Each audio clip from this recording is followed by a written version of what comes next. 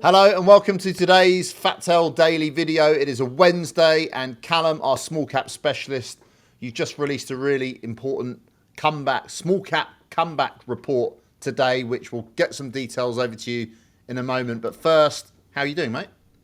I'm really well, Woods. Thanks for asking. Good, good. Now, you might get interrupted by your 3-year-old daughter, who you had to pick up from kindy, but maybe she'll add Excuse me. some insights as well if she does. 5-year-old, 5-year-old, 5-year-old, sorry. going to school next year. Yeah, Big year for her coming up. yeah, yeah. And Yeah, she's a bit unwell, but no, she'll be right. yeah, yeah, cool. Big year for the markets too. So you in your piece today you highlight the Dimensional Funds Advisors CEO's quote that market prices are the best prediction of the future. I would like to know, how does that philosophy influence your approach to identifying small cap opportunities, particularly in today's market? Well, I guess as a broader point, I'm trying to address people's fears in the sense that we did a survey recently of the guys that read Australian Small Cap Investigator, which is the monthly newsletter that I do. And we've had some big winners in the last 12 months or so. And I got a few letters where people had said, well, I wish I'd bought more. Or I wish I'd, or some, didn't buy that at all. No, I wish I'd acted, but fear kept me back because you've got to remember this time last year in November, the Aussie market had really gone through a dump. The small cap sector itself was really down in the dumps, and it was a real grind. So it's amazing the difference 12 months can make. So, but people's feelings back then were much more difficult. Now, so it's easy to look back now and go, well, a year ago you should have bought X or done this, but it's never easy at the time. And so what that gentleman is alluding to, though, however, is that right now we have both the US market and the Aussie stock market at all-time highs. This tells us that the market itself is not worried about the things that, it climbs a wall of worry that they say, but the factors that hold people back are not holding back the market itself, like high debts and deficits and what's going on in Ukraine. So what I'm alluding to is don't let the known problems hold you back. Because from what I can see, we are at the beginning of a multi-year bull run in the small cap sector. Yeah, right. I mean, we've covered this before, but it was nearly a year ago to the day. I think it was like November the 6th or something, where we held that investor event in the Windsor Hotel in Melbourne, and you stood on stage. And I think, in hindsight, yes, you said the small cap sector, I believe, is going to run in 2024. You actually gave away a few picks on the night, I think, and they've done extremely Six, well. six, six recommendations. Yeah, Every single one of them is up from that yeah. day. But at the time, the markets in hindsight were at there. That was at the bottom, right? That was at the low. So can I just ask, right? So a year on, you said the markets are at all-time highs. Does that not suggest a pullback, or why is this at the beginning of a multi-year boom, in your opinion? Oh, absolutely. In terms of volatility, just because they're at highs today doesn't mean they're not going to go down 10% tomorrow type of thing. So absolutely we could get volatility. In fact, it's surprising how not volatile the market is, especially with the US election coming up and all those things that we're talking about. I would say my observation is that the market has gone into a kind of a wait and see mode. So there's not much really ripping up or moving in big swings, with the exception of the gold sector, Yeah. which is very specific to what's going on in that industry. But everything else is just kind of spinning its wheels a little bit. And I think that's the market just waiting to see who wins next week. In terms of why it's a multi-year bull run, so we talk about the market being at all-time highs. That's mostly driven by the big caps in the US and here in Australia. So the small cap sector is not at all-time highs. It's still down on its previous peak, which was about 3 years ago. And so for me, it's the basic positioning is that especially with the Aussie blue chips, they're expensive now. They don't have a lot of growth in front of them in terms of like the banks and that type of thing. So it's natural that investors are going to start looking for those higher growth, higher potential opportunities in the smaller companies, which are still suppressed valuation wise. And that can run, just history says, these things don't just go up 6 weeks and then die off again. They run for years. So there's to me, a clear opportunity for both the market itself and the small cap sector, especially, to keep running for a long time yet. And what I talk about in today's, or one of my articles for the Fat Tail readers, is there is real no sense of speculation or wild trading going on. I have been around this for a long time now. I've seen shares go bananas. I've seen sectors go bananas. Just none of that type of trading is going on right now. So that tells me there's lots of potential for more and more people to get involved, as if they're correct with the forecast, if as property heats up, as it looking like it will do over the next couple of years, tax cuts come in, maybe rates come down, people are going to have more spending power. These are the kind of things that are going to feel more comfortable. It's going to draw more and more people into the market, in my opinion. Yep. So that means if you're acting now, these are the guys that we can sell to later. Yeah, I see. You do discuss how many investors missed the recent rally. I know you alluded to that in your first sort of opening answer to my question. That investors missed the recent rally due to various worries that they may have. What key indicators do you look for to differentiate between legitimate market concerns and noise, and just simply noise that might hold investors back? Well, yeah, I mean, I take it from, this is what I allude to with that thing, you take it from the price action itself. If a company comes out and says that its sales are slowing, if the market has previously run that stock up, it'll drop sharply because the market had priced in a better outcome than it delivered.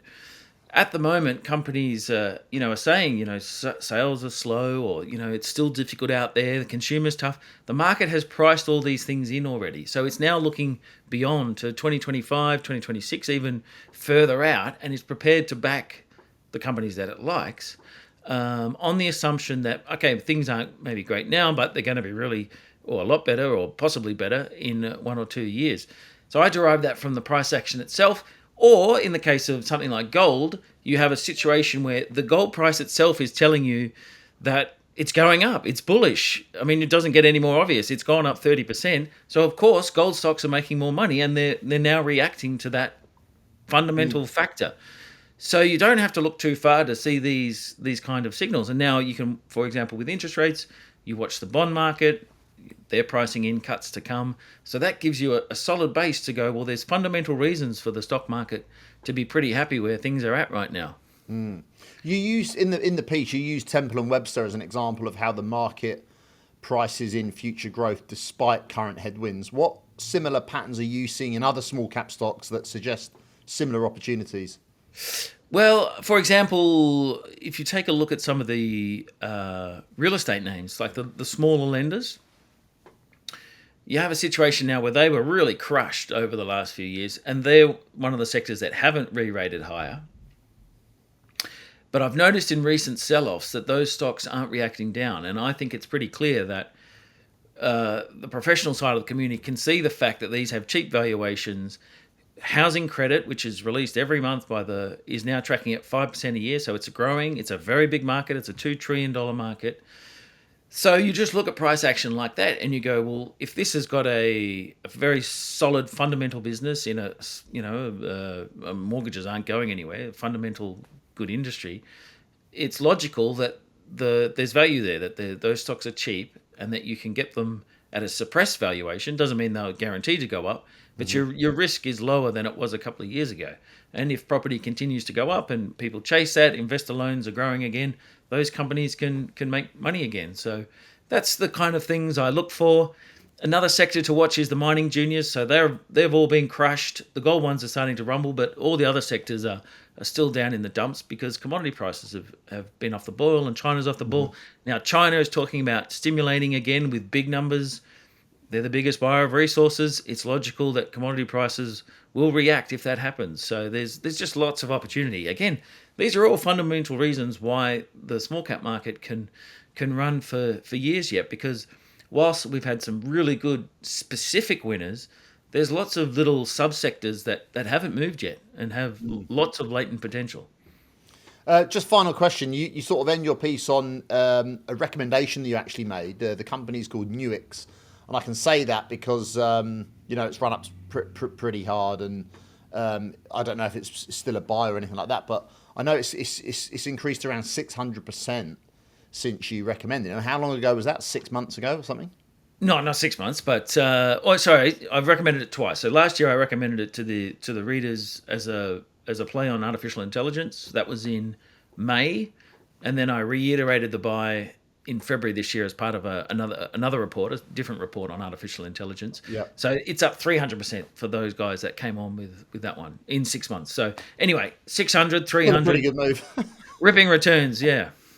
But I was going to say that has a slightly different characteristic in that it was a kind of turnaround play. Now you saw something in that because it was a comeback play, right? Can you just Absolutely. explain what kind of characteristics you look for in small cap stocks that might be positioned for significant turnarounds or growth phases, much like the Nuix story? Because that is a key way that you explain the small cap comeback report that you talk about in today's Factel Daily. Absolutely. So, with any investment idea, you have what the market forces behind it, and then the individual stock uh, factors. With Nuix, it came to the market with very high expectations, had a terrible start. It missed its IPO forecasts. It had trouble, legal trouble. There were questions about its strategy, and it just totally collapsed. So talking from going from $11 to $1 kind of thing. I looked at that situation, and it was like, okay, you have this dramatic collapse. Is there something that can be salvaged from here? Because investors, especially in the small cap sector, can be very short term. It's like they take an idea or a story, and if it doesn't go well in the short term, they get out because they know that everybody else will be doing the same thing. So it becomes a bit of a self-reinforcing cycle. It's like running to the door when someone yells fire. It's like, I want to get out first kind of thing. And the saving grace of Nuix is that and everybody said this from the start, is that its tech was really good. It was the culture in the management that people had problems with. New management came in and put in a new business plan, and then I looked at it and you go, well, this is right in the heart of the hottest industry of the world, which is artificial intelligence. And even at the time, some people suggested that a bigger firm would just come in to buy the tech. They'd buy the whole company because it got so cheap anyway that they would just rip the tech out of it. And so I said to the guys at the time, I said, look, this has been a train wreck, but that's now priced in. So you have an opportunity to grab the tech while it's literally on the floor. And if this happens and this happens, well, it will rebuild. And thus far, it's gone from being the joke of the ASX to being the hottest stock on the market this year. So that's just an opportunity of, and I should add, when Nuix was crumbling, the small cap sector was crumbling alongside of it. So everybody, not only did it have its individual factors punishing the stock, the whole market was getting dumped.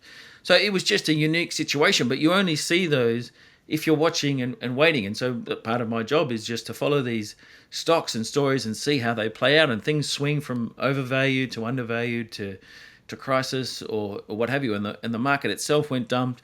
So last year, as you alluded to with the speech, I said, well, I mean, you have to be careful saying this. It almost can't get any worse. It had been such a grind for so long that the one opportunity you had was that to buy up this stuff on the cheap, on the assumption that it would reflate at some point. Because ironically, things weren't that bad. The investor perception was way worse than the reality on the ground, which is why the market has ripped up from being at a 2-year low to an all-time high in the space of 12 months. Yeah, yeah. Okay, well, we'll end there, Callum. That's a really good description of that story, and I think it really embodies the work that you do on a daily and weekly basis. Because the fact is, there's hundreds, probably thousands actually, of small cap stocks on the ASX. They generally get very minimal coverage from mainstream brokers. But in order to find these kind of opportunities, you have to be looking, and that's not to say every opportunity you find comes good. It's just, a lot of these companies don't have any revenue yet, or they're proving out tech or whatever they're doing. But you need to be looking. That's the point, right? And if you're looking, you can find some interesting things, and that's what you do week in, week out. And that's why also you should check out Callum's Factel Daily today, where he covers the big opportunity in small caps. And you can also check out his latest report on that opportunity, which is, I think, just released today, is it not? Absolutely. So again, just there's 3 ideas in there for you.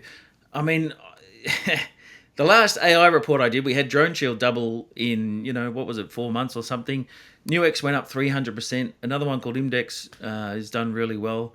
2 didn't really fire. So you take a basket approach because you can never be 100% sure that, this one's the winner, but there's just such a spread of opportunity. So 3 fresh ideas. And again, we'll look back in 12 months and see what happens, but it's looking very promising. Cool. Well, I'll definitely speak to you before 12 months' time, because in fact, it'll be next Wednesday. We'll catch up then, Callum. Absolutely. Take care. Thank you very much. As always, check out the links below. All the information's in there, and I'll see you next week. Or I'll see you tomorrow, in fact.